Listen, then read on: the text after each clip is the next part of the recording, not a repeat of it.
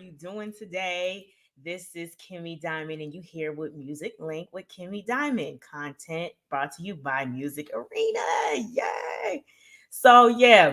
We finna get started. So grab your popcorn, if you have some fries or whatever, breakfast, brunch, whatever, so you can enjoy the content that we have going on here. So the first segment we finna start is bar time.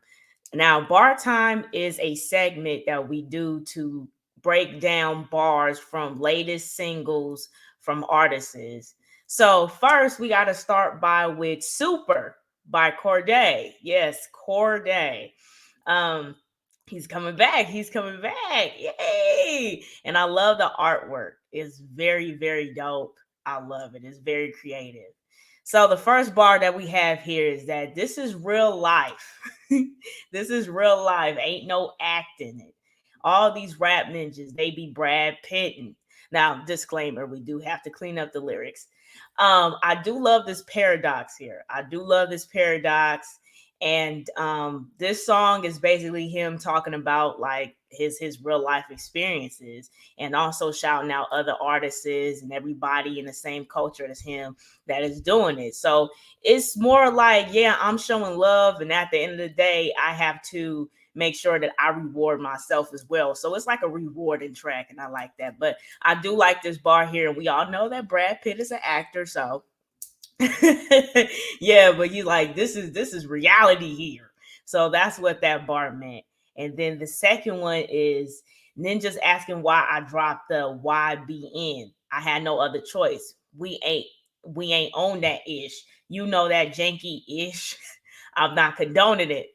Um so y'all know that he was a part of the collective YBN.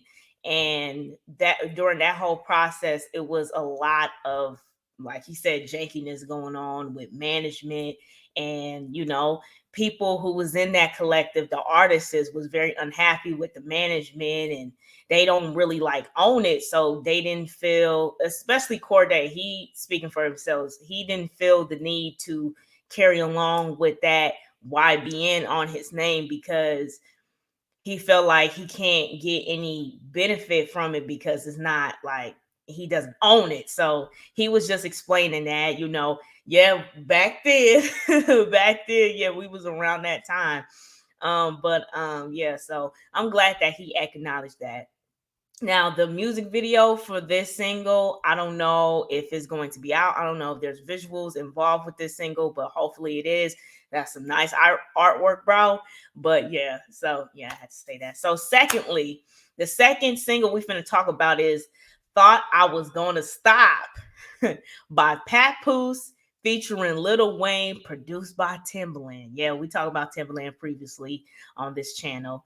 Now, dope artwork. I do love the artwork. It's very dope here. And Papoose, he's one of my favorite MCs, of course. You know what I'm saying? A veteran, as you would say. So, so yeah. So first, we're gonna start with while y'all was on Clubhouse, I was in the dugout waiting to get up to the bat and knock the home run out. Oh golly, this was the first bar. This was the first bar here.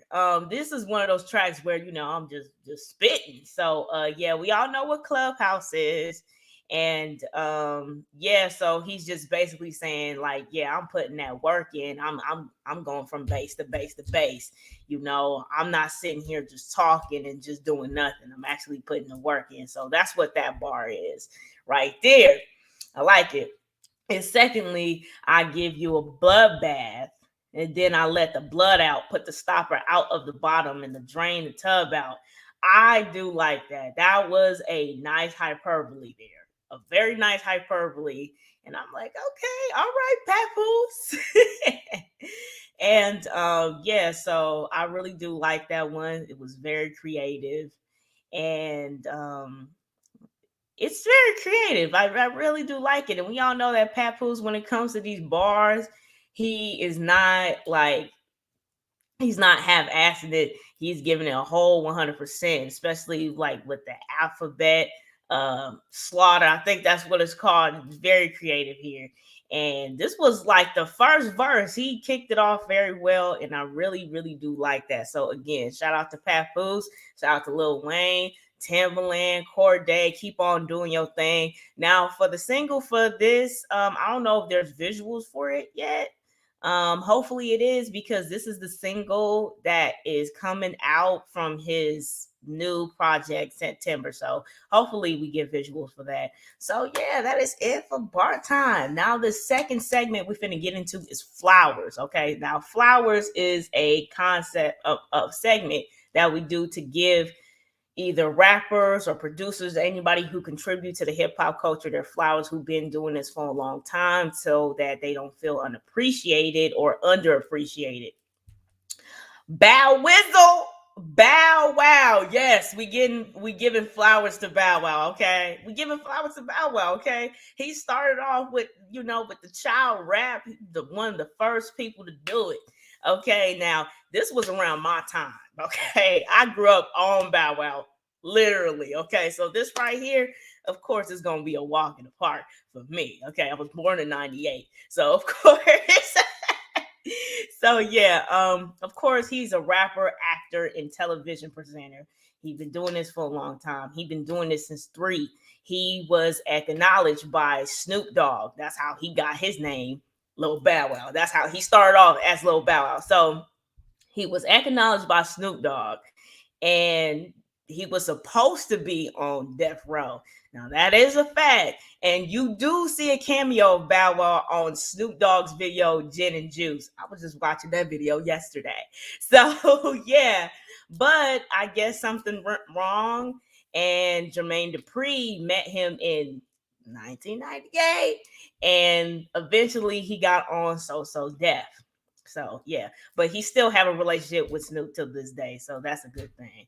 So his debut album, Beware of Dog, okay, 2000, that came out in 2000 when he was just 13, and this really cemented his name into hip hop, being one of the youngest who did it. And the singles that came out from that album was Bounce With Me, Ghetto Girls, Puppy Love, Bow Wow, That's My Name. My favorite is Ghetto Girls. That's will always be my favorite song off that album. And of course, the labels that is involved with that project is So Def and Columbia Records. So yeah, this was his first album, and of course, it went platinum. And having his audience from kids to adults, right? From kids to adults, everybody loved Bow Wow. All right, he was on commercials and everything, and he was getting features too. Like, he was the young ones who did it. I'm pretty sure when y'all watch, what I mean, him and Soldier Boy and listening to his past singles, y'all was very surprised on how many singles he was on and how many features that he had. So yeah, so in 2002, Doggy Bag came out. That's his second album that he did. And Like Mike. Now, Like Mike is like one of my favorite movies that I remember to this day. And that was when he was starting to rise off top. I'm pretty sure that was his acting debut. That was his acting debut. And yeah, it did great. It did great. And of course, from that soundtrack of that movie, he did the song called Basketball, featuring various artists on there. So so yeah, during that year 2002, he dropped Little from Bow Wow because he was getting older, and he felt like Little was just not like helping out with his name, I guess, like pushing him to the right direction. So he felt like he should drop Little from out his name, and he just became Bow Wow. Which makes sense, because you can't be little for a long time. You know what I mean? You can be only so little for a long time. But yeah, so, and then later on, he did more albums. Um, Unleashed came out, and then Wanted, and then Price of Fame. I could go on. And then that joint album that he did with Omarion, Face Off, which is my favorite.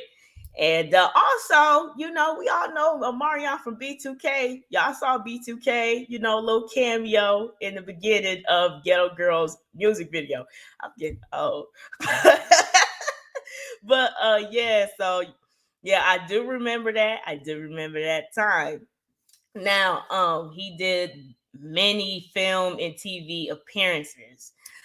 So he did Moesha, he did the Steve Harvey show, he did Roll Bounce.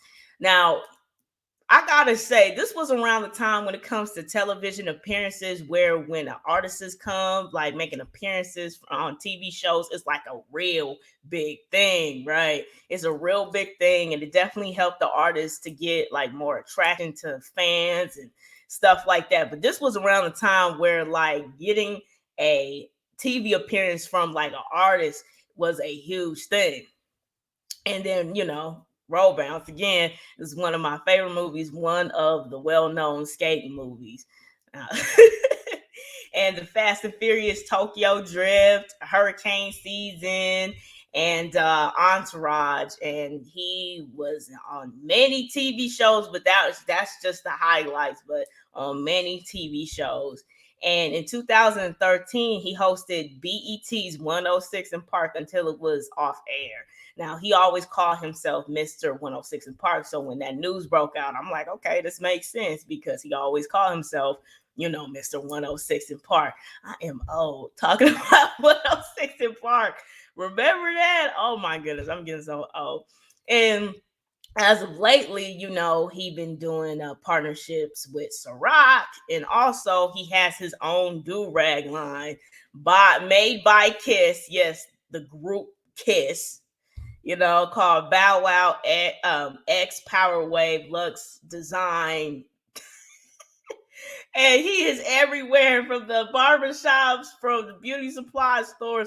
Hey, that's good money. You know what I'm saying? There ain't nothing wrong with that. But but yeah, I have to say personally, Bow Wow is like one of my favorites, just all around favorites, And I remember the time where it was like, when it comes to us girls, it's like, what do you want to be? You want to, you with little Bow Wow or you with little Romeo? I do remember that time. You know what I'm saying?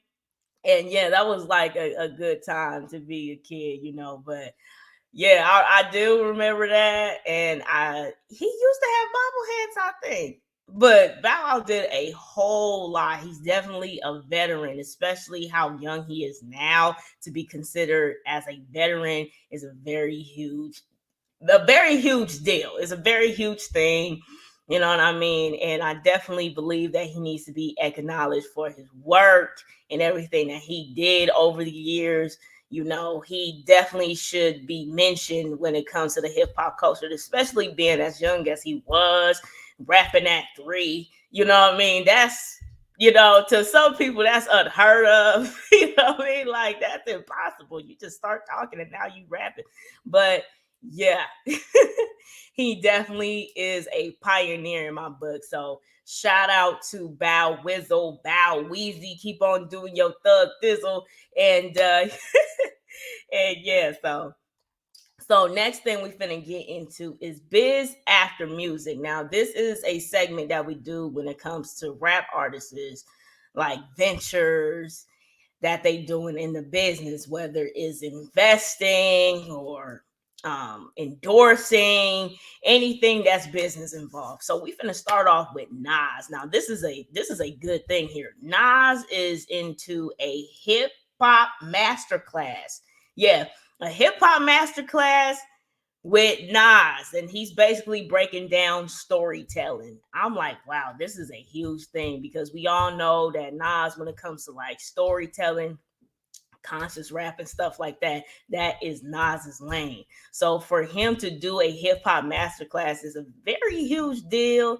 And if you a rapper who is like struggling trying to like rap and find your niche and stuff like that, I really think that you should consider taking this class and getting it from the vet himself. Man, this is just amazing, So I really do like this. And he's doing a 12-part video series on, storytelling, from breaking it down, like the concepts and stuff like that of storytelling, to advance storytelling in your rhymes. And I definitely do like that. And this is definitely a good move that he should do.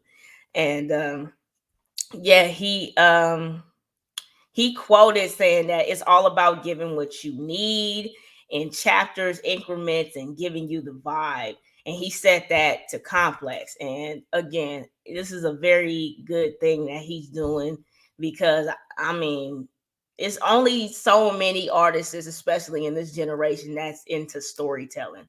So again, shout out to Nas. That is a good thing. That is a good thing. So kudos to him. And we finna go to Jay-Z. Jay-Z is buying Coastal Dispensary. This this Dispensary. I hope I said that right. Um, but yeah, so he is into the cannabis business. Okay, he's in the cannabis business, and his holding company is willing to have full access to Coastal Holdings Company LLC, and we talking about 16.2 million in cash and 40 millions, $4 million, including the dispensary location in California. So this is a very like huge thing. We talking about like equity here. And we all know that Jay-Z is that businessman, always been a hustler ever since we know his name. So I'm not surprised by this. You know what I mean? One thing about Jay-Z that you can learn from is that do not put all your eggs into one basket. And that's definitely that's the epitome of Jay-Z. That's definitely what he's teaching us here after all these years, from labels, from clothes, alcohol, like you name it. And Jay-Z, of course, put his 2 cents in there and made a whole bunch out of it, double that 2 cents. So yeah, so again, shout out to Jay-Z, shout out to Nas. Very good moves that they doing there. So yeah, we finna get to compare and contrast. Compare and contrast is a segment that we do from either an artist or a producer, or anybody in the hip hop culture who has similarities, yet they are different. They have their own lane going on. So yeah. Jermaine Dupri and Dr. Dre. Yeah, Jermaine Dupri and Dr. Dre. That's what we're doing here.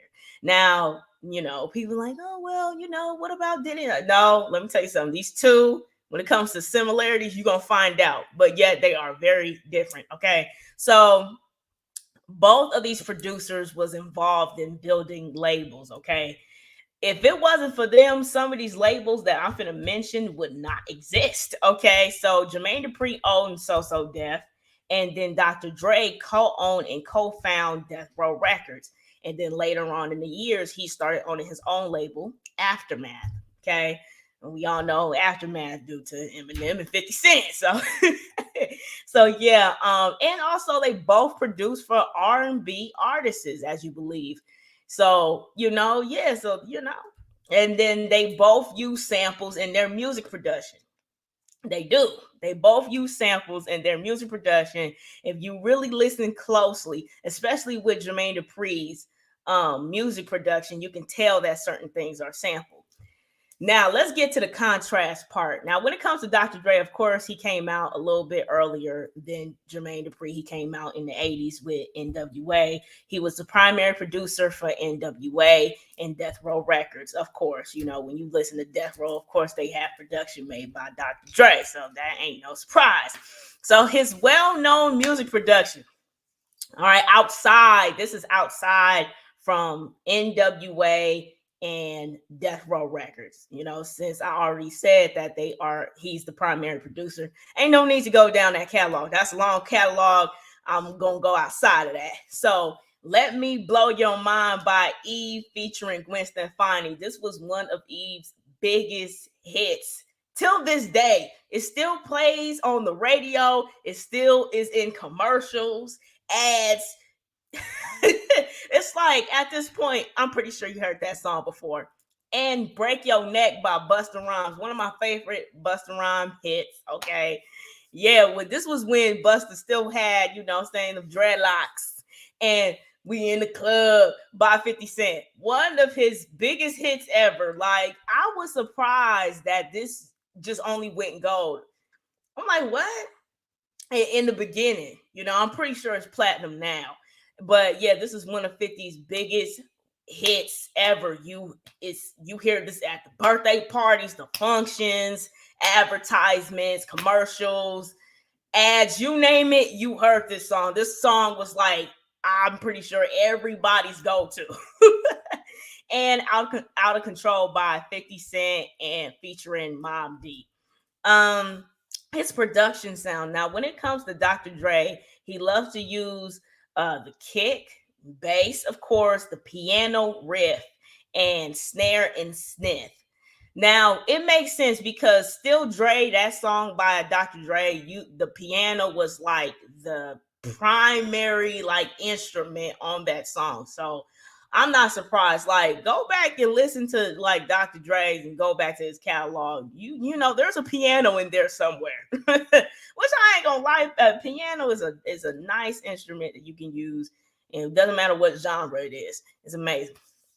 Now, when it comes to Jermaine Dupri, you see, Jermaine Dupri has more of an R&B catalog than Dr. Dre. He produced for Mariah Carey, Janet. Now, Mariah Carey, I mean, to produce for Mariah Carey, that's a huge deal. Okay. And of course, he is the primary producer for So Def. So we finna get into that. So his well-known music productions here is Functified. So yeah, by the Brat. Yeah. Now a lot of people know the Brat due to this song, and this is like everybody's favorite song by the Brat. Jump by Criss Cross. I'm the miggity miggity miggity miggity Mac Daddy. Yeah, you thought I can't do that? So yeah, by Jump by Criss Cross and Grills by Nelly. Now everybody sing Grills to this day, and this was around when people was just like having platinums on their teeth, gold on their teeth. This was around that time. So yeah, and oh, I think they like me. Hey, the So Def remix, okay, by the Franchise Boy featuring Da Brat and Bow Wow. And yeah, Bow Wow played this while he was doing his segment with Soldier Boy. So yeah. So he not only he produced for artists, he wrote songs for artists, which is one thing that he got up when it comes to Dr. Dre. He got one up on is that he wrote singles for other artists. And I'm like, yeah, he did, and that's just amazing. So he's just an all around, just a music shell. When it comes to Jermaine Dupri, he's an all around music shell. And yeah, his production sounds, he used 808 for the kick, a drum kit, an MPC for sampling, and as a bass line, So yeah, again, shout out to Jermaine Dupri and Dr. Dre. If it was not for them, you wouldn't get no Death Row hits, and you wouldn't get no So Def hits, and just plethora of artists, catalog, So again, shout out to them. They created that sound. Now we're gonna get to the last segment, okay, called Returning to the Capsule. This is when we're gonna go back to the hip hop catalog, and we're gonna talk about art albums that was like around that time, whether it's in the 2000s, 90s, we just going to reflect on it. So first, we're going to talk about the Black Album by Jay-Z, okay? One of my favorite Jay-Z albums, okay? This is my favorite, all right? This is my absolute favorite. I was just listening to this the other day. Now, this was released on November 14th, 2003. Singles from this album: Change Clothes. Hey! Yeah, Change Clothes by Jay-Z featuring Pharrell. And Get That Dirt Off Your Shoulders. Yeah, produced by Timbaland, okay? And I Got 99 Problems, but ain't one. Hey! Okay. Oh my goodness. I was just listening to this like the other day. Now, this was certified platinum, okay? This was certified platinum. Hopefully one day this become diamond. Now, I got to say, this album, you get a lot of in my opinion, you get a lot of memorable hits from Jay-Z. I swear, this album, Encore's on there. What more can I say? Like, it's a lot of memorable hits on this album. That's just my opinion. I know a lot of people love Reasonable Doubt and In My Lifetime, Volume 2, and you know what I mean? But this right here was that there. Okay. It peaked number one on top rap albums, US top R&B hip hop albums, and US Billboard 200. It's all Billboard charts. Now, if you was around that time, you would know that this was Jay-Z's last album. This is when he said that he was going to retire. And then next thing you know, he comes back with Kingdom Come, I believe. You know what I mean? But this was around that time where he claimed that this was his last album. So yeah, we was around that time. But yeah, this was one of my favorite albums by Hove. Okay, so second album we're finna get into Speaker Box and The Love Below by Outkast. Okay, this album right here really was their commercial success right here. We're finna get into it. Why? Now, this was released in September 23rd, 2003. Hits from this album. Hey y'all, this was played in movies, you name it, commercials. Still to this day, I still hear Hey Y'all. Okay, The Way You Move featuring Sleepy Brown. Hey baby, you hear this on at every black functions, all that. Roses, Ghetto Music / Prototype. Okay, now this was a blend of funk, pop, and jazz. Okay. And this was a double disc, mind you. This had 39 tracks in there. Yes, 39 tracks. They could have made it to 40, but nah, we're going through 39. So yeah, and this peaked at number one US top R&B hip hop albums, US Billboard 200, and this is certified 11 times platinum. They finna get diamond out of this. And Hey Y'all had a lot of awards. Like every single that's on this album had a lot of awards and accolades behind it. Like it was crazy. But yeah, this is like one of their big commercial success ever. Like many memorable moments on this one. Now, we're finna get to the last one. Restless by Exhibit. Okay. So this was released on December 12th, 2000. Yeah. And the singles from this is X, Front to Back, and Get Your Walk On. Okay. And this is peaked at number one on US top R&B and hip hop albums on Billboard. This was certified platinum. Okay. Get Your Walk On is my favorite. Okay. And nice West Coast album. You know what I mean? Shout out to Exhibit, shout out to Outkast, shout out to Jay-Z. Okay. Now, what do you like about this? Okay, so tell us what you like from Bar Time. What's your favorite Bow Wow album or movie? What's your favorite Jermaine Dupri and Dr. Dre type of song or album that they was involved in? And what is your favorite Return to the Capsule album that I just mentioned? You know what I mean? Like, did you love the Black Album? Did you love Speaker Box and The Love Below? Do you remember Restless? Do you like Restless? And just let me know what your thoughts are. And this has been Kimmy Diamond with Music Link. Music Link with Kimmy Diamond. Content brought to you by Music Arena. And I hope y'all guys enjoyed this episode. So